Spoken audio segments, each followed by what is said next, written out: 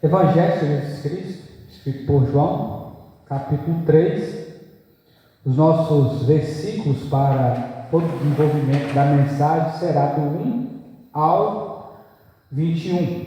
Aí vai ser a nossa estrutura textual, onde que a nossa mensagem ela vai desenvolver e progredir para edificar e abençoar a nossa vida completamente com a porção que Deus tem para nós através desse nosso momento litúrgico. Amém? Pois bem, irmãos, Deus nos amou. Isso é simplesmente uma frase, é uma realidade. Nós nos orgulhamos muito quando pessoas importantes nos consideram, ou pessoas poderosas, pessoas influentes ou respeitadas, não é isso? Quando pessoas dentro dessas colocações têm prestígio por nós, nos sentimos felizes, nos sentimos bem. Muito mais, você pode se sentir satisfeito ou satisfeita dentro do seguinte: preste bem atenção. Quando essas pessoas, elas te amam, mais do que sentir prestígio, consideração, e até nós falamos, fulano me considera, seja meu patrão, seja minha professora, seja essa autoridade, mas quando a pessoa ainda nos ama, tem essa ação, esse sentimento, nos sentimos ainda mais orgulhosos quando sabemos que os nossos pais nos amam, assim como os nossos filhos, amigos, e isso acaba nos confortando muito. Mas aquilo que realmente nos eleva acima de tudo isso, nos colocando num nível superior e ainda maior, é saber que Deus nos ama. É saber que o Senhor nos amou. Nós não deveríamos esquecer isso em hipótese alguma. Antes ali de traçarmos uma série de informações a respeito de quem nos ama, de quem nos considera, coisas dentro desse sentido, sempre deveríamos lembrar primeiro, Deus me ama. Eu, como ser humano, Deus me amou. E é claro que eu estou certo disso. Não sou eu que digo, mas as Escrituras que expõem este fato. E contra fato, não há argumento. Que Deus te amou, isso é um fato. Mas, e se eu te disser que mesmo Deus te amando, de repente, você não entra no céu? Como que você iria engolir essa frase, ou digerir esse argumento? Deus me ama, mas mesmo assim, pode ser que eu não venha entrar no céu? Sim. Por quê? Como eu disse e repito mais uma vez, fato é, Deus te amou. Na carta do apóstolo Paulo escreveu aos Romanos, capítulo 5, versículo 8. Mas Deus prova seu amor para conosco ao ter Cristo morrido por nós quando ainda éramos pecadores. Éramos inimigos de Deus e Ele já havia nos amado em Cristo Jesus. Muito bem, o apóstolo Paulo ainda continua a escrever sobre esse assunto, esse amor de Deus na pessoa do Filho, na sua carta escrita aos Efésios. O capítulo é o primeiro, os 4 primeiros versículos, onde que o apóstolo nos deixou as seguintes informações.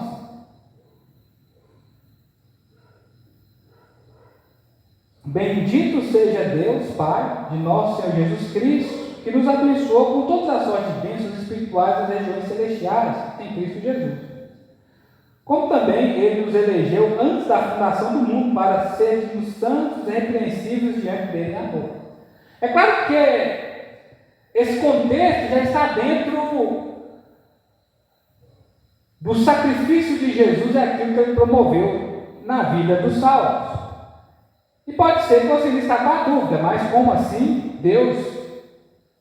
A Bíblia diz, não é? Que é dentro desse capítulo aqui, eu sei do versículo, que é o 16, que diz que Deus amou todo mundo. Sim, sem exceção, igualmente, sem fazer acepção, bons ou maus. Deus amou a todos.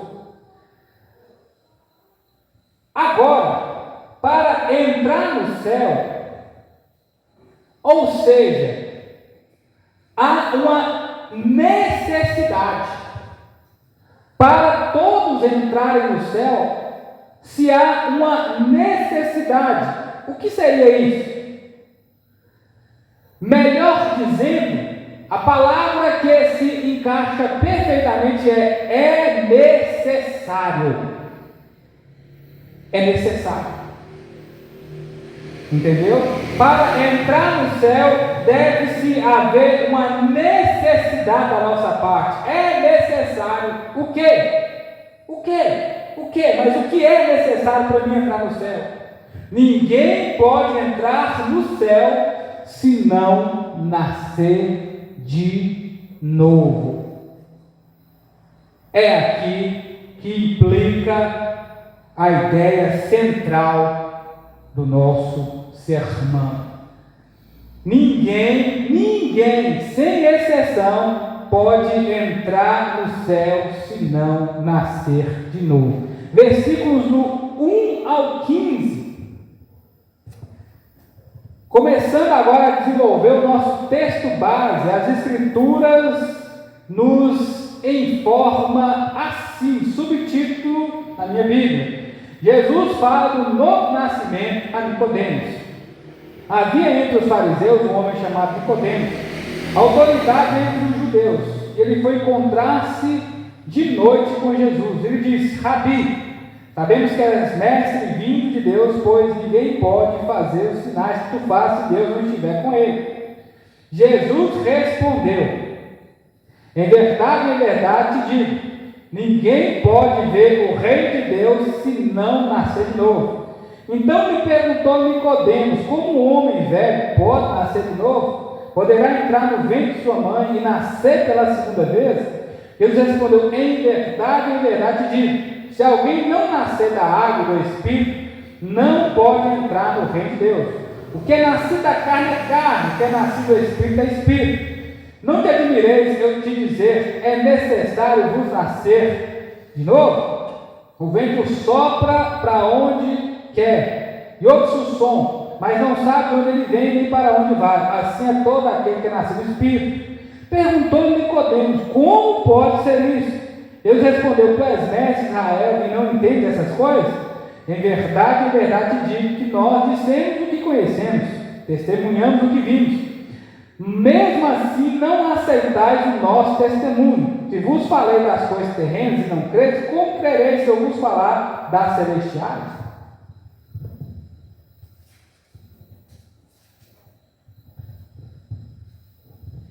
Ninguém subiu ao céu senão aquele que lá desceu, o Filho do Homem.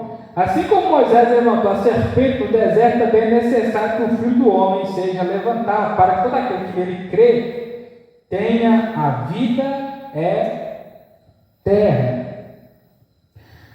Pois bem, irmãos, diferente de muitos outros personagens da Bíblia, como a mulher adúltera, Zaqueu, o publicano, cobrador de impostos, que lesava as pessoas, a mulher na beira do poço de Jacó, que já estava com o seu quinto companheiro e ainda ela não tinha marido, como leprosos e tantas outras pessoas que às vezes doentes, paralisadas dentro de alguma situação específica para aquele momento, alguma enfermidade, onde que Jesus dizia para essas pessoas o seguinte: ó, eu te curei, mas vai e não peques mais para que não te aconteça algo pior. Nicodemos, ele era entre esse grupo de pessoas, prestem bem atenção,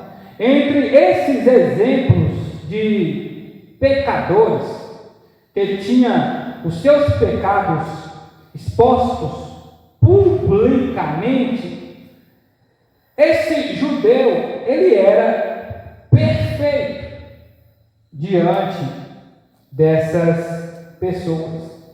Quem sabe poderia ser perfeito até os olhos de Deus, uma autoridade entre os judeus, praticante da lei, de bom testemunho e respeitado. É essa pessoa que vai ter com Jesus à noite. Alguns dizem que ele vai nesse horário porque ele tinha vergonha de estar com Jesus, tendo aí essas suas credenciais. Outros dizem que foi o horário que ele escolheu e demonstra até muita humildade, sendo ele mestre, e reconhece que Jesus é um rabi. Temos aqui o termo do pluralismo. Quer dizer, parece que ambos estavam acompanhados, porque o texto, assim, dentro da ótica de João, o evangelista, ele apresenta dentro de um sentido que nos parece que há mais pessoas testemunhando esse momento. Nós podemos até fazer um certo paralelo entre Nicodemos e o jovem rico. Ele era outra pessoa que a Bíblia fala que ele era praticante da lei. E ele vai até Jesus, porque ele sente a necessidade de conversar algo com o Senhor. Ele viu que era necessário ele ter essa resposta de Jesus, saber o que ele pensava sobre isso. E ele vai até o homem certo e ele faz a pergunta certa: bom mestre, o que eu preciso fazer para que eu possa ser salvo? Jesus, sempre conhecendo o seu público, o tipo de pessoa que ele lidava, então ele tinha a abordagem certa para aquilo. E ele diz para o rapaz o seguinte: cumpres a lei? Sabemos da história, ele diz: desde que quando eu era menino. Jesus olha para aquele rapaz e o ama, como amou todas as pessoas, e se entregou por elas, como amou você e a mim. Por causa de que ele tinha tudo para entrar no céu. Só que Jesus viu um problema. Jesus detectou algo que ele precisava mudar. Vende tudo que tem, depois dá aos pobres e me segue, terá um tesouro no céu. Que tesouro é esse? Terá salvação. Porque tem algo que te domina. Tem algo que você precisa abandonar. Ele pesa isso, ele julga, vê o que é mais importante, o semblante dele cai e ele volta atrás, sem ser salvo, porque ele preferiu amar mais as suas posses. A mulher samaritana, dentro de um contexto diferente, Jesus a aborda e fala sobre a necessidade da sede. E ele aproveita para dizer para ela sobre algo que mataria a sua sede espiritual. Quando Jesus começa a explicar para ela toda aquela condição do seu interior, aquilo que precisa acontecer dentro dela, ela também não entendia perfeitamente. Ela estava em dúvida a respeito do assunto, sabia sobre a promessa. Ela fala onde é certo adorar a Deus, se é nos montes de Samaria, se é em Jerusalém, de onde viria o Messias e tal. E Jesus fala, a hora já chegou. Os verdadeiros adoradores adorarão o Pai em espírito de verdade. Você está falando de alguém que você não conhece. E a salvação está aqui para você, sou eu que falo contigo.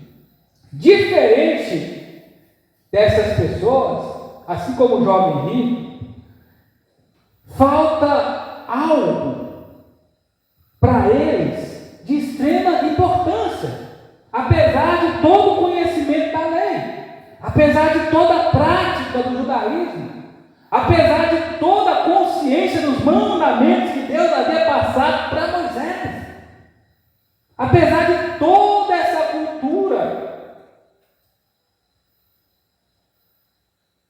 a dúvida ainda brota e se destaca no coração de Nicodemos. Especificamente, nesse capítulo do Evangelho de João, todos imaginam que o teor, a centralidade do assunto é essa grande promessa, a maior de todas as promessas, a mais bonita e a mais enriquecedora. A promessa é ser igual, é que Deus amou o mundo e enviou Jesus não para condená-lo, mas para salvá-lo. Mas o eixo central desse texto não é, não é essa a ideia, não é essa a abordagem, a temática principal do texto. A abordagem, a temática principal do texto é o versículo 15, para que todo aquele que nele crê tenha vida eterna. É a necessidade de nascer de novo. Esse aqui que é o descortinar do texto. É isso aqui que você precisa saber. É bem provável que Nicodemos foi até Jesus diante das informações que ele estava tendo. De uma forma ou de outra é Jesus que vem até nós. Deus sempre se adianta. Nós não nos salvamos por nós mesmos, ou nós ouvimos sobre o Evangelho, ou temos contato direto com Deus, mas é a palavra de Deus que nos alcança.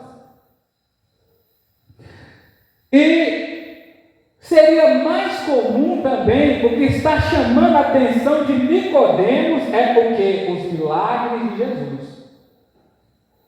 Assim como também aquele rapaz que era cego e foi interrogado pelos fariseus, compadres aqui de Nicodemos, e aí eles começam a questionar sobre Jesus, se era pecador ou não, e aí o rapaz responde: Deus não fazeria algo dentro desse sentido através de alguém se esse homem fosse pecador. Da mesma forma que está acontecendo, porque Jesus, como eu disse aqui dentro do plural, ele vai falar assim: ó, você tem visto, testemunhado, mas não crê em nosso testemunho. Você ainda está afundado na incredulidade. Você está sendo sufocado ainda pela dúvida. Você não sabe o que eu represento na íntegra. Você não sabe quem sou eu ainda. Você tem examinado as Escrituras, procurado salvação e você ainda não me encontrou. Você não sabe quem sou eu. Por isso que ele fica na dúvida, mas como é? Que ideia é essa? Me explica essa ilustração, esse exemplo, como alguém já velho, depois de tanto desenvolver, vai nascer de novo, vai voltar para o ventre materno e renascer para depois ser salvo. Jesus está dizendo, você está falando de coisas materiais, nascimento comum. Você precisa nascer do alto. Você precisa nascer da vontade de Deus. Você precisa crer na salvação. Só há uma maneira de ser salvo. Como? Nicodemos era um mestre em Israel, não era salvo. Mas ele não era um mestre de artes marciais. Ele era um mestre conhecedor, criado, tendo contato com as Escrituras. Escrituras. Foi até Jesus com dúvidas sobre a salvação. E como, de repente, está a vida de muitas outras pessoas que estão vivendo aí de uma forma totalmente errada, não entendendo a mensagem do Evangelho, não sabem o que Jesus representa, estão perdidas ainda.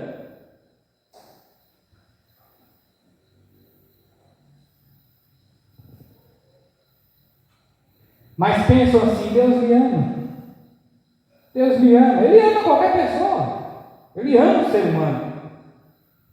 Mas isso não quer dizer que essas pessoas são salvas. Se Nicodemos, que era alguém que tinha um testemunho exemplar diante de Deus, de repente imagina eu e você, que tem feito pouco caso do Evangelho, não tem procurado nas Escrituras saber de maneira clara e nítida como água, que nós precisamos ser lavados da nossa iniquidade, sermos curados interiormente do nosso pecado, sermos libertos da condenação.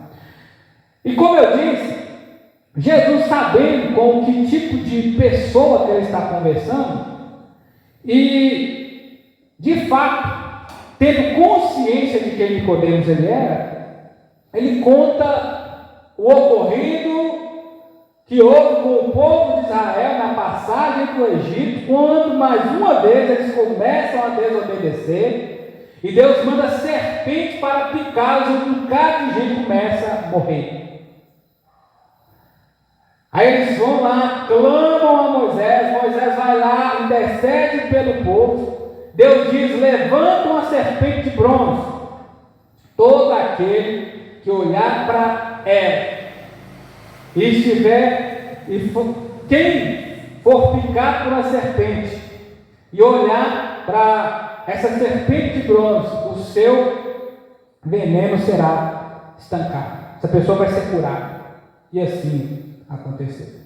A única maneira, a única forma daquele momento das pessoas serem curadas dessa consequência de desobediência, desse pecado cometido mais uma vez, diante de toda aquela murmuração no deserto, o único caminho que eles tinham era focar na cruz de bronze, na serpente de bronze que Moisés havia levantado. Automaticamente eles eram curados. E aí Jesus faz esse link, essa comparação. Ele fala: assim como Moisés levantou a serpente de bronze do deserto, todos que olharam para ela eram curados, da mesma forma Deus levantou o seu filho. Na onde que Deus levantou Jesus? Na onde que Jesus brilhou máximo? Na cruz do Calvário. Só há uma forma de sermos salvos: olharmos para Jesus na cruz do Calvário e o seu sacrifício. A única maneira. Spurgeon, uma vez com o coração em agonia, já vivia na igreja presbiteriana, um dia caminhando, desnorteado, com essa angústia no coração, em um dia de inverno entra numa pequena igreja presbiteriana. E lá havia um pastor pregando de maneira bem simples, dentro dessa passagem que está no livro de Isaías, onde que lá o texto diz: olhe para o Senhor e ficará salvo. E lá o pastor dizia: olhe para Jesus e ficará salvo. Olhe para Jesus, jovem, e você será salvo. Olhe para Jesus, meu Senhor, e você será salvo. Olhe para Jesus, minha senhora, e a senhora será salva. E naquilo ele diz que ele olhou para a cruz, entendeu o sacrifício, aquela agonia, aquele desespero, foi embora. Ele foi salvo a partir daquele momento. Ele continuou a sua jornada com Cristo, se ingressou na igreja batista, se tornou príncipe dos pregadores, porque simplesmente ele ouviu uma mensagem simples, objetiva: olha para Jesus, não olha para a direita, não olha para a esquerda, não olha para esse, não olha para aquela, não olha para aquele grupo, o socorro veio do alto, está na cruz, olha para Jesus e será salvo. E ele olhou, ele creu, ele acreditou, e assim aconteceu. Ele foi curado do seu mal, ele foi liberto, ele foi salvo. É o que Jesus continua dizendo. Isso aqui está fora do seu controle, Nicodemos. Isso aqui é impossível para você. Isso é impossível para qualquer um de nós. Mas para Deus é possível. Ele enviou o seu Filho. Quem é nascido do Espírito é algo que vem do céu, é algo sobrenatural, é espiritual. Por isso que ele vem e faz do jeito dele, ele sopra da forma que ele quer, ele direciona da maneira que ele vê conveniente. Quem é salvo por Jesus é controlado pelo Espírito Santo. Vive no curso da direção de Deus. Busca primeiro as coisas que vêm do alto. Meu irmão, minha irmã, não dá para ficar na dúvida. Não é uma questão de que Deus me amou, é uma necessidade. Foi necessário eu me dobrar diante da sombra da cruz do Calvário para ter a minha alma aliviada.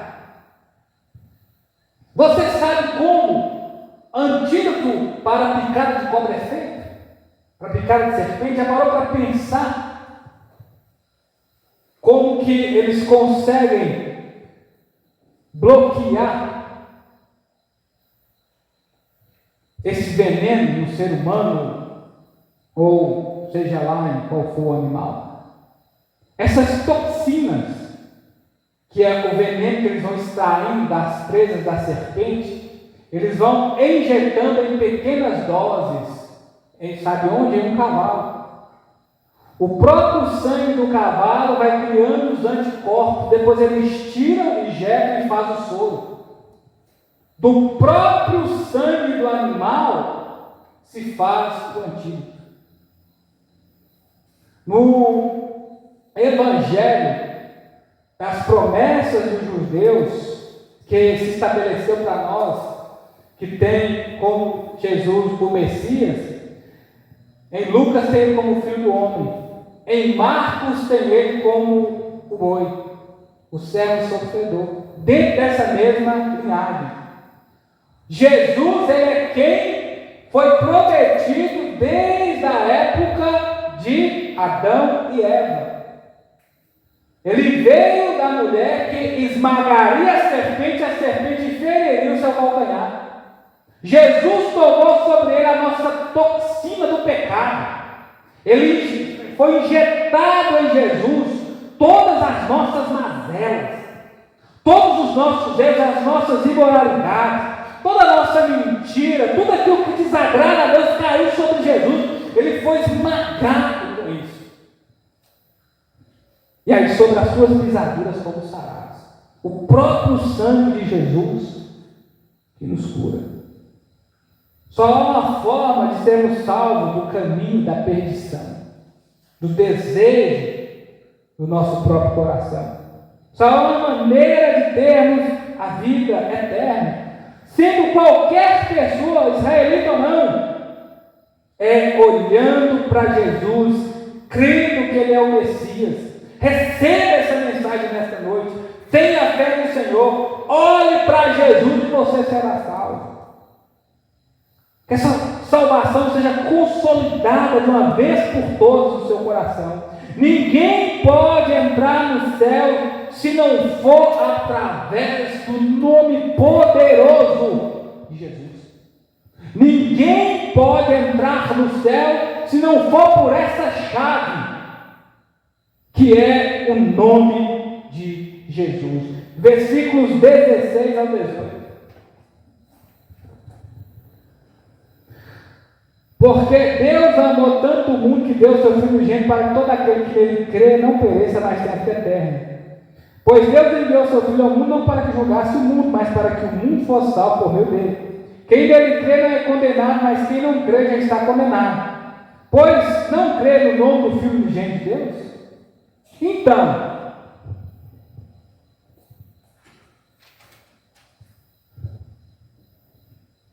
Deus proveu. Sim, Ele nos amou.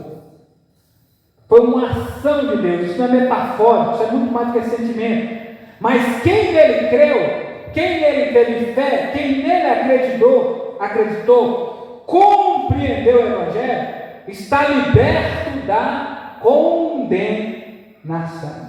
Tem a vida eterna, não perece, não morre eternamente.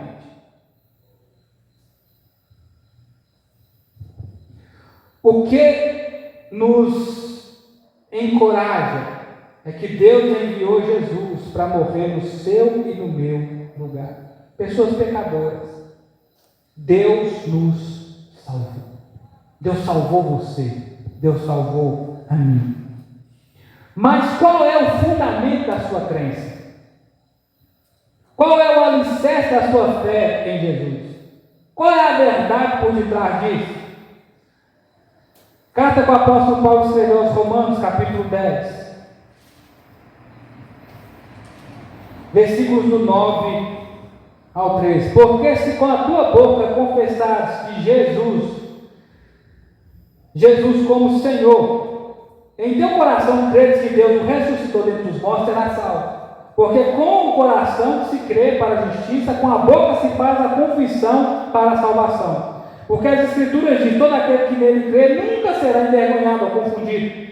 Pois não há distinção, separação entre judeu e grego, porque o mesmo Senhor de todos é rico para com todos que o invocam, porque todo aquele que invocar o nome de Jesus será salvo. Por que você invoca o nome de Jesus e é salvo? Porque ele ressuscitou. Sem ressurreição, o cristianismo não tem sentido. Você precisa crer que ele ressuscitou entre os mortos. Ainda há cristãos que alguém fala assim: eu estou para ver alguém que voltou dos mortos. E aí de repente eu vejo: realmente, quem morreu nunca voltou, não. Como assim, meu irmão? Como assim, minha irmã? Jesus ressuscitou. Jesus voltou. O fundamento da nossa fé é isso: nós cremos num Deus, no Messias, que está vivo, que reapareceu, que ressurgiu. Nós não estamos falando de alguém que está preso a um túmulo. E aqui a palavra diz que não há distinção. Deus é rico. Ser rico, qual é o sentido? Ele tem recurso, ele pode ajudar todos. E aí não há diferença. Por que Paulo classifica aqui dizendo entre judeus, gregos, bárbaros, citas, homens livres, escravos? É rico para com todos que o invocam. Porque todos estão na mesma situação na escala de pecados. Não há diferença para o ser humano. Assim como Deus amou a todos e enviou Jesus para salvar a todos, isso implica que todos são pecadores, independente de suas obras. Pode ser quem for, senão ele vai para o inferno. Entendeu? Pode ser quem for. Mas fulano é uma santa, tem que se converter, senão vai para o inferno. Mas fulano é um ótimo pastor, é um televangelista. Um exemplo, Billy Graham teria que se converter também, senão iria para o inferno. Não há diferença. Romanos capítulo 3, carta do apóstolo Paulo, versículo 23, todos os pecados separados estão da glória de Deus. De mamona caducando, pode estar na década que for, morando no Vaticano, no castelo, ou de repente, numa comunidade simples, uma pessoa humilde, ajuda todo mundo, de coração bom, precisa se converter. Converta-se, é o que a palavra diz. Todos nós. Mas meu pai é crente, converta-se também. Minha mãe morreu, salve, isso não quer dizer que eu sou. Paulo aqui deixou claro que todos têm que invocar o nome de Jesus. Não é invocar o nome desse, não é invocar o nome daquela, não é confiar nessa estrutura. É crer em Jesus. O apóstolo Paulo nos fala ainda, na sua carta escrita aos Gálatas, capítulo 2, versículos do 8 ao 10.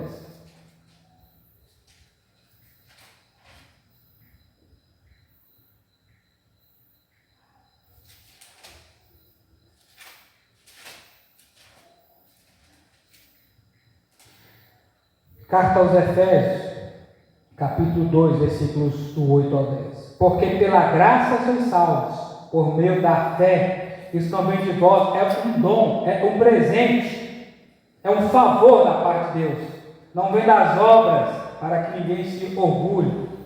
Pois fomos feitos por Ele, criados em Cristo Jesus para as boas obras, depois da salvação, preveniente, preparadas por Deus, não por mim, para que andássemos nelas.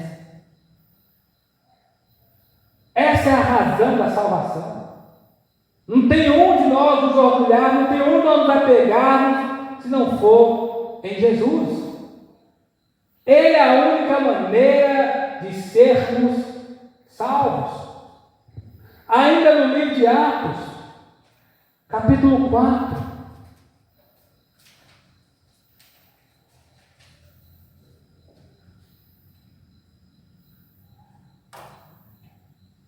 versículo 12. E não há salvação em nenhum outro, pois debaixo do céu não há outro nome entre os homens pela qual nós devemos ser salvos. Não tem como. Só Jesus salva. Só Jesus tem esse dom para compartilhar todos. Isso está claro. Quem nele crê é salvo. Quem não crê está condenado. Não importa, eu não estou aqui desmerecendo ninguém.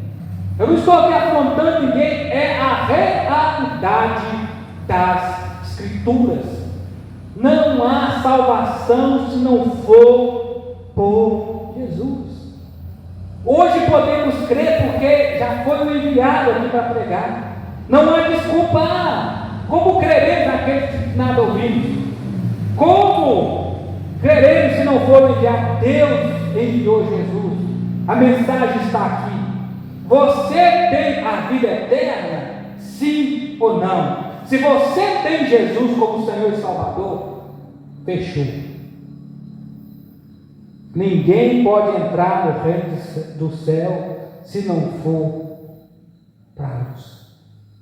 Ninguém pode entrar no reino do céu se não for para a luz. E fora de Jesus, a luz no final do túnel, preste bem atenção, é um trem, viu? É um trem vindo em alta velocidade para bater, matar e condenar. Luz para salvação que não é Jesus, no final, estou vendo a luz no final do túnel. É Jesus? Creio nele? Não. É um trem. E se ficar na frente, ele mata. Por quê? Dos versículos 19 a 21. O julgamento é este: a luz veio ao mundo, e os homens amaram mais as trevas no lugar da luz, pois as suas obras eram más. O termo homens aqui é universal, são pessoas. O julgamento é este: a luz veio ao mundo, e os homens amaram mais as trevas em lugar da luz, pois as suas obras eram más. Porque todo aquele que pratica o mal odeia a luz e não vem para a luz, para que as suas obras sejam expostas. Mas quem pratica a verdade vem para a luz, a fim de que se manifeste que as suas obras são feitas de Deus. Deus amou o mundo, todas as pessoas. E quem que o mundo amou? Quem que o mundo mais ama? As trevas, o pecado, a perdição, a imoralidade, tudo que Deus desagrada. Deus amou o mundo e o mundo ama o pecado. Porque Jesus é a luz dos homens. João Batista sendo referenciado aqui por João Evangelista, quando argumentaram, ele diz: eu não sou Cristo. E lá fala que o verbo se fez carne e habitou entre nós e vimos a sua glória como a glória do unigênito do Pai. Como nos dias de hoje, muitos não têm recebido a sua mensagem. Muitos não têm crido no seu evangelho porque amam mais as trevas, amam mais também o seu orgulho, porque as obras daqueles que estão salvos são aqueles que se submeteram a Cristo e vivem as obras que são feitas em Deus. Não é aquilo que eu penso, não é aquilo que a cultura propõe, não é aquilo que é as margens da igreja, que não é a sã doutrina. Mas é aquilo que Deus faz por intermédio de Jesus na nossa vida. Como que nós podemos sair das trevas, sair do pecado? Conhecendo a verdade nos libertando. Quem é a verdade? Explica para mim. A verdade é uma pessoa. Jesus. Porque se verdadeiramente o Filho vos libertar, verdadeiramente sereis livres. O escravo fica para sempre na casa do Senhor. Sim, o Filho. Precisamos nascer de novo. Adquirir o direito que Jesus adquiriu por nós na cruz do Calvário. Evangelho de João, capítulo 1, versículo 12. Esse direito é dado por Cristo em meio ao nosso arrependimento. Por quê? Não há colher de chá para ninguém. Não há possibilidade de escapar. Evangelho de Jesus Cristo escrito por Lucas, capítulo 3, versículos 7 e 8. João dizia às multidões que vinham para ser batizados por ele, raça de víboras, quem nos ensinou a fugir da era vindoura, produzir frutos próprios de arrependimento. E não comecei a dizer por vós mesmos, Abraão nosso pai, porque eu vos digo que até dessas pedras Deus pode dar cruz a Abraão. O machado está posto à raiz das árvores, aquele que não der fruto, bom fruto, será cortado e jogado no fogo. A evidência da salvação é a via do arrependimento para todos. João falava para todos à margem do Rio Jordão. Qual é a luz que você tem que seguir? Qual é a luz que nós temos que olhar? Evangelho de João, capítulo 8, versículo 12. Jesus é claro e enfático no que ele diz. Então Jesus voltou a falar: eu sou a luz do mundo. Quem me segue jamais andará em trevas, mas terá a luz da vida. É seguir a Jesus, não é seguir as trevas. O mundo aqui Deus amou, está dentro desse contexto. Mas quem ama o mundo, ama o sistema do pecado, se constitui automaticamente inimigo de Deus, porque rejeita a cruz. Quem quiser ir até Jesus, negue-se a si mesmo, tome a sua cruz e o siga todos os dias. Ah, mas eu não vou, então para onde eu e você vamos, se só Ele é que tem palavra de vida eterna? Não teve escape nem para os 12 que Ele escolheu lá dentro. E nós que viemos depois. Irmãos, precisamos dar frutos de arrependimento, evidência da salvação. Tome a sua cruz e siga Jesus. Lâmpada para os nossos pés, luz para o nosso caminho é a palavra do Senhor. Somente assim não pecamos contra Deus, guardando o quê? O Verbo. Quem é o Verbo? Jesus que se fez carne, a palavra que é na vida, que materializou dentro do nosso coração. Assim agradaremos a Deus. Todo que é salvo encontrou Jesus, invocou o seu nome